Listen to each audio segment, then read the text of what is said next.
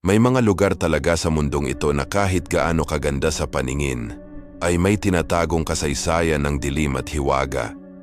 Isa na roon ang isang lumang dormitoryo sa Maynila, na minsang naging tahanan ng mga estudyanteng gustong abutin ang kanilang mga pangarap.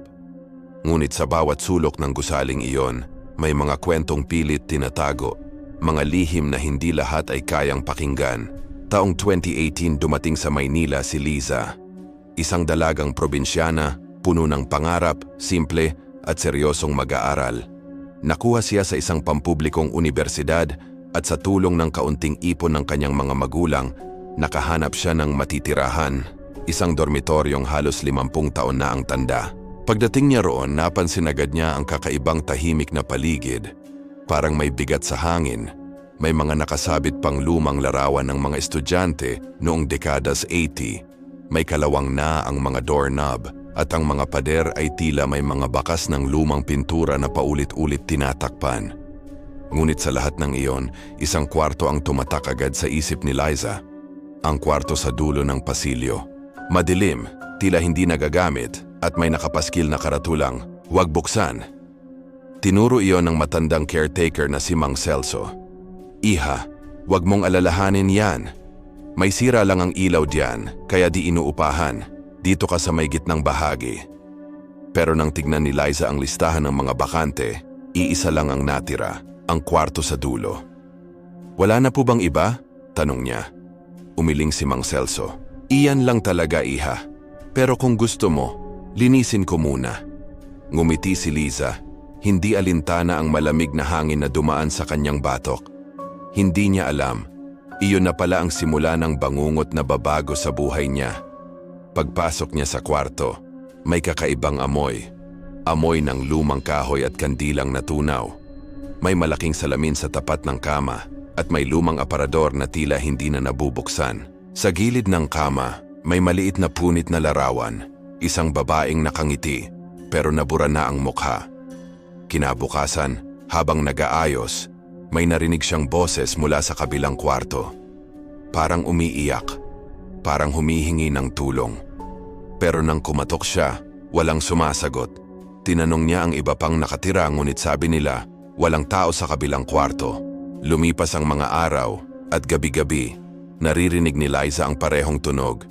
Kaluskos, yabag at marahang pagkatok sa pinto. Isang gabi, eksaktong 12:00, nagising siya sa malamig na simoy ng hangin. Pagmulat niya ng mata, may liwanag na nanggagaling sa ilalim ng pinto.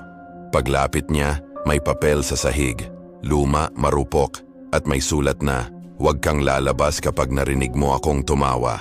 Kinabukasan, ipinakita niya iyon kay Mang Celso. Nanginginig ang matanda, sabay sabing, "Diyos ko, akala ko tapos na iyon." Tinangka ni Liza na alamin kung ano ang ibig sabihin, pero tumanggi ang matanda. "Huwag mo na lang alamin, anak. May mga kwento dito na mas mabuting hindi binubuksan." Ngunit sadyang mausisa si Liza. Naghanap siya ng lumang dokumento sa library ng unibersidad at doon niya nalaman ang kasaysayan ng dormitoryo.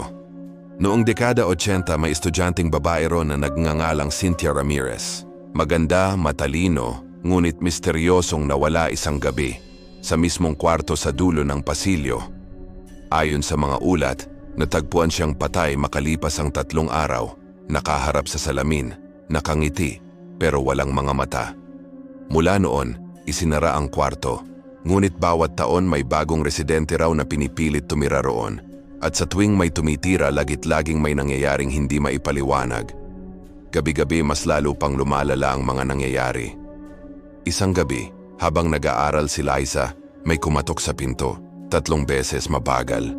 Nang silipin niya, wala, pero paglingon niya sa salamin, may babaeng nakaputi sa likuran niya, nakangiti, may itim na luha sa mata.